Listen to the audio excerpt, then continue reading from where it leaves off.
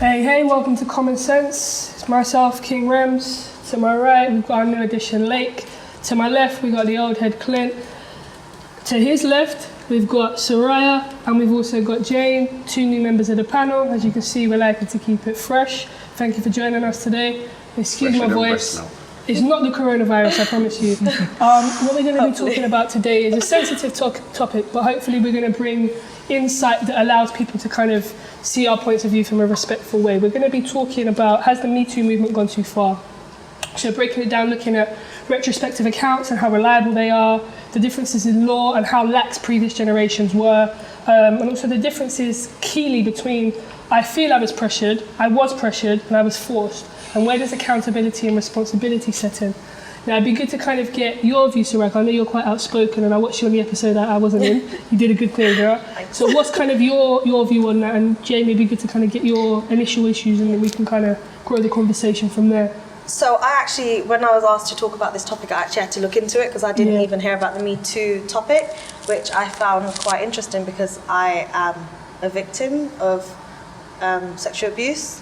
And even like as child abuse, so I didn't even know about this topic. Sorry. Thank you for sharing. We appreciate you. So I think it took me a long while to sort of like come to this point. So I've been having like on and off therapy for about 10 years. Yeah. But it's only recently that I'm like speaking out on it, and I think it happens a lot in my community. And even till this date, we don't speak about it. Mm-hmm. Even like before I came onto the show, I spoke to my mum because I thought if anyone like from the family watched this, they're gonna hear it for the first time. Whoa. Yeah. So I spoke to my mum, and so sorry, I'm just gonna like jump in and out of stories. In Bangladesh recently, so I'm from Bangladesh. There was this big movement because this girl spoke about her, like about a teacher trying to sort of like rope her. And she was then burnt by other students, but she was accidentally burnt. I think they were trying to torture her to take back her statement from the police. Was that when they took her up to the roof? Tied her up and they burnt her. So my mum was really passionate, like, oh, I'm so glad she's getting justice because everyone sort of is going to get punishment for what they did. I think they're going to get, it's a death penalty if you kill. So my mum was really passionate about it and all of that. So when I spoke to her today, I thought she was going to share the same sort of enthusiasm, but instead she was just like, oh, like, do you want to speak about it? Like, and obviously it was really upsetting to know that my mum, but I think it's more because of it's a family member and she doesn't know how everyone else is going to react. So it was quite upsetting for me to see her reaction, but then it's not uncommon because that is the usual mum from Bangladesh, and that's what they usually say to their children. Yeah. I feel like it's very common for women to talk about it with other women. Oftentimes we talk about it to the people that we are in a relationship with or person that 100%. We trust. And most of the guys that I've been with, they've always said, this topic, it doesn't get talked about, but every single woman that I've been with in the past have shared a story of sexual abuse, sexual harassment, sexual assault, even different terms within itself kind of breaks it down. And I haven't had a conversation with my parents about this, and I don't think they'll watch this, but you know, like, and obviously for me, because I've gone through a similar issue in my childhood regarding a family friend, also kind of, he's like, maybe 13 at the time, so I don't even know he knew what he was doing. But it hasn't impacted me in the traumatic psychological way that I know how it can be. But again, there's that issue of it's not being spoken about. Only like, well, now everyone knows, but you know, a handful of people will know, and that's an issue of vulnerability, and a lot of times we can't say it because we feel ashamed. We feel like it's our fault. We feel like we're not protected if we were to share our views. Can I ask a question though? Because bearing in mind, 1 in 4 women have been sexually abused or assaulted, unfortunately. With the climate that we're in, how do you feel about women who make statements that aren't necessarily true, or they make a statement, they go out and then they retract it? So that's was it in Cyprus, the Ayia Napa case, or the girl that was... the Chris Brown incident in Paris. I believe the woman later came around and turned around and said, oh, I felt like I was pressured, but do you know what, I think I could have been wrong.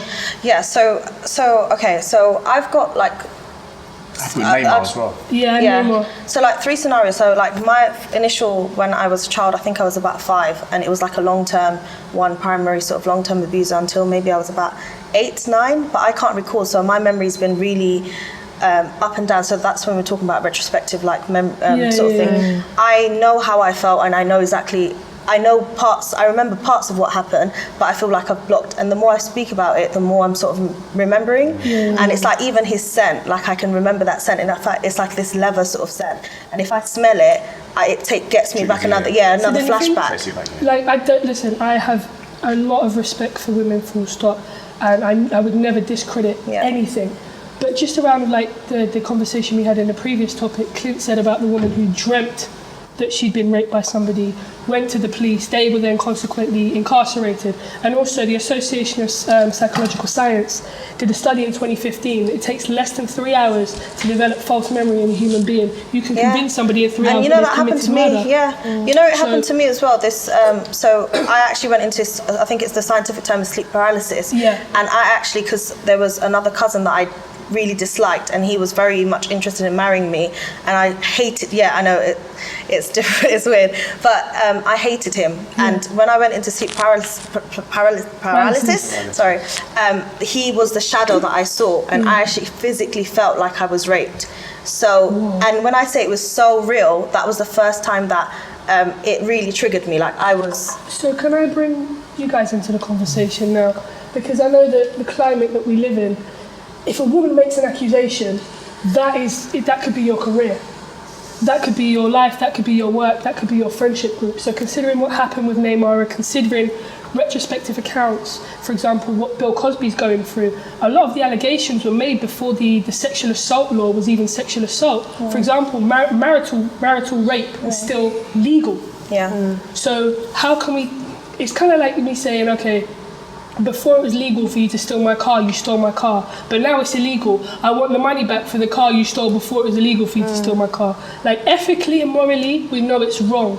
But is there an element where the recourse system is a little flawed to allow somebody to say, right, in 1970, something happened, situation happened. So I punished them for it today. Yeah, and I'm punishing it for you today. Bearing in mind that a lot of these laws weren't in place. A lot of the things that happened were lax. And also, considering how promiscuous the generation was.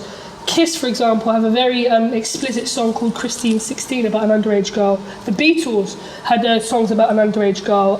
Even Aerosmith in Walk This Way. Elvis Presley too. Pardon? Elvis as well. So that was a generation and an environment that almost harvested and fostered that. And considering, if you're going backstage with somebody who's a quote-unquote notorious predator, R. Kelly, for example, are you really going to say to me you didn't know that was going to happen, bearing in mind he has the reputation that he has? So this is where like it's difficult for me, because when I was a child, when it happened, I was completely obviously oblivious to it, and he was in his 40s, so he knew exactly what he was doing, and I was so confused to what was happening. But as I got older, then I was like sexually sort of assaulted, so like it was different because they made a sort of approach, and I knew it was wrong, and I stood up for myself, if that makes sense. And they crossed that boundary of trust. And so it was various sort of different relatives, but that hasn't impacted me as much as my sort of the child abuse side, very, very if that makes sense. That's a really and when it comes to like just say the R. Kelly situation, or like the circumstances where even the Prince Andrew, where she's 17 and she's going out, I understand that was like naivety, and sort of she maybe didn't have the right family support, or it's sort of like wrong time, wrong place. And I feel like that's a sort of different of abuse as well, if that makes sense, in the sense that it holds its other traumas, like you've got your own sort of issues that come from that. Where is responsibility and accountability? So that, because one, where are your parents? And two, I'm not being funny. And not just because of my sexual orientation. But if somebody said to me, now listen, I'm off your podcast deal, but you got to suck this dick. I'm good, I'm all right, thank you. But I feel like even as adults, you can get pressured as women. You can get pressured into situations with a guy, like you might go to his house for a coffee, and then here he is, like, you know, trying something on you. Like even as an adult, I feel like you can be in uncomfortable situations. It's just about knowing how to say no and when to say no. So in terms of you guys and how you kind of take those steps with women, how does this kind of impact your relationships, the language that you use, and just how you conduct yourselves? Cool. You wanna go? Shall I say something? Yeah, I've never been in that situation. Yeah. I mean, for someone to say, "Oh, you've done this," or you've said that. I mean, no's no, innit? But you know, like now dating, especially with someone, I think if you've been told no, then that's it. So I know some people, I don't agree with it. Some people argue that why was this person there? What did they go? Especially if you're out on a night out, for example, people create this scenario: 2 people being out on a night out, one of them getting invited back, and then it's kind of in a guy's mind or in a lot of guys' minds that okay, we're going back here for this particular reason. And then if they don't get that, some guys at that point become frustrated, they get angry, whatever else, yeah. And there's still no justification for it, for pressuring or. That's the thing, you see. A woman may say, "I'm being pressured." A guy might say, I was trying to persuade." If it's just verbal, then there's always going to be that difference of opinion on the intention. Yeah, on the perception of what that conversation is, if you even want to call it that. But I think as soon as we start to get physical and start forcing yourself on someone, I think that's when there's no justification for that, regardless of regards to You see, the initial question you asked me, you asked all of us obviously with the Me Too movement. I wouldn't say it's gone too far, hasn't got far enough. I would say it's been used nefariously. So I would say that it hasn't been used to the extent it should have been used. So for example, it's been used for people like Eric Weinstein, Bill Cosby, and Harvey Weinstein, and it has kind of simmered down into the corporate world where a man or woman, normal flirting, he might try to make a sexual advance like, "Oh, you want to go get coffee or you want to go back to mine," or whatever. And because of the images she has sent, she could now say sexual harassment. Me Too. Do you get what I'm saying? Exactly. So it's kind of been blurred, which is, there's always a line that men know. We know the line, we know when to stop. Some men may not perceive it as that. So it might not even be touched, it might just be words like, "Oh, like a little joke." And he might have just crossed the boundary with a little sexual joke and she might say, "Oh," but he's like, "Well, you've been saying all these things to me," you know what I'm saying? But also, back to what I was saying, I feel like it's been used nefariously. We have people like Bill Clinton. Bill Clinton has been accused of rape, sexual assault back to the 60s over 14 times. He flew on Epstein's plane 26 times. 26 times, Andrew was 4. Hillary Clinton, there's videos of her talking about attacking the women that accused. Oh Lord, just search up when you go home. Attacking women, like she literally said, but she says it herself, attacking women and laughing about it. Knowing, trying to defame them. Even Monica Lewinsky, she wanted to defame her even though he actually didn't. I feel like in the Western world, it has been not too much. I don't want to use that word. I feel like it has been allowed to simmer into society and allowed to filter society. But places like Nigeria, Bangladesh, Africa, where they need the Me Too movement. Definitely, to go over there and speak for them, please. But you're so stuck on men making a little sexual joke at work in America or England, and you have now. Do you get what I'm saying? I get what you mean. Yeah, you say come to the Asian community. You say we need like a Me Too movement. However, I actually looked into this yesterday, and apparently the rape attacks have increased, but actually convicting the criminals has decreased since the Me it's Too like movement. 11% So it's like it's going the opposite effect. Now, but I think they want to be telling the truth. No, but I think Me Too. Fair enough. That's that thing. I feel like again, that's misleading because guilty first. If rape is constantly on the up like that, and Me Too just gets chucked in there anyway, whether Me Too is in there, if you take Me Too out, it's always going to be up anyway. So that's and but the waiting time has now increased. So described a very kind of like almost borderline manipulative. It's on the rise. It's on the rise. You can't chuck something in there and go, "Oh, since then it's gone up," but it was already going up anyway. But in terms of the waiting times, it's now increased. It's increased by like that's what I say. Like in terms of trying to convict that person, the processing times of. But I think that's just like the legal system. I think that's just legal system, because when it comes to rape, it's such a high, because obviously the punishment is so high. It's one under murder, I think, and it has to be beyond reasonable doubt. So it can't be, because obviously rape is no. Like if you say no, that's considered rape. If the person was to go ahead, and you might not have enough evidence. So and you might not be able to convict that person. So that's where exactly. But where it comes to like just say the Me Too movement, what I liked about it is it's like a hashtag. You say Me Too, and then you can see how many people have been affected and maybe speak to each other and raise awareness. That's what I liked about Hollywood, right? With Harvey Weinstein. I don't like the guy. He looks like a creep. But a lot of these women are saying, yeah, he invited me back to his hotel room, he called me into the bathroom. Yeah. Bitch, what are you coming there for? Yeah. No, I get what you're saying. Like, where is accountability and I agree with responsibility in Layke, here? where I think the Me Too movement, it shouldn't be like this movement in that sort of thing. It should be more like just saying the Asian or African communities or black communities where you speak about it, and your mums and your aunts and everyone's need to understand it's not right. Do you get what I mean? Me Too isn't equal, because if you look at it, what support have the girls who've been accused by R. Kelly got? Yeah. The girls that have been abused by R. Kelly have had no standard of support. Anybody that's come out against Harvey Weinstein, or the white women who come out against Bill Cosby, oh my God, wrap around them, society needs to support them. Even Aaliyah, rest in peace. When she married R. Kelly and that situation happened, the black media and BET just swiped right over it. He had a #1 selling album the next year. Like, it isn't equal. It's very similar to the feminism movement. It isn't equal. He didn't force himself on her. Yeah, that was more. She was just underage, wasn't she? 15, 14. That's still not right. No, but where?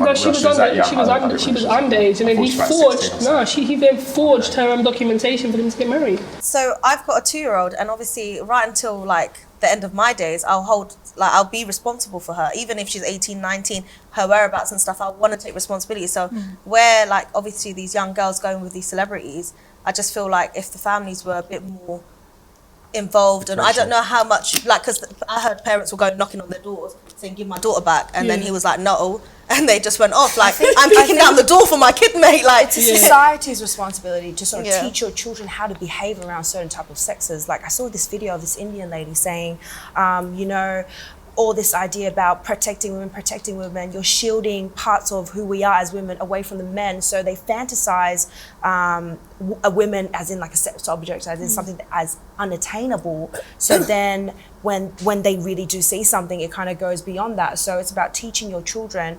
it's okay to, her bra showing in school. Don't send her home just to adapt an environment for the boys so they don't see something, but more to educate that it's okay, it's a human body, and you can have natural responses to it, but you can't cross this line of touching or pressuring or what so and so and so. But then the flip side of it, what about women who use their sexuality to advance themselves? There's always going to be a marginalized group where they take advantage of a situation. You're going to have that flip back where, just because that is an issue doesn't necessarily mean take away from the bigger issue of we should talk about it, we should educate our children about it and whatnot. And yes, that is a problem, but that again is a case by case basis. I'm definitely in agreement, and I think this is something we'd love to hear from you guys about, just in terms of the Me Too movement, where we're at in terms of supporting women and also educating men, and just making sure everybody's growing up in a safe, healthy environment where they can express themselves in the right way.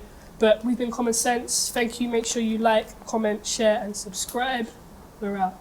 And also, if anyone who has been abused wants a chat, please do message me, because I'm going through like other therapies as well. So you can just message me on my Instagram below. And we can stay in touch.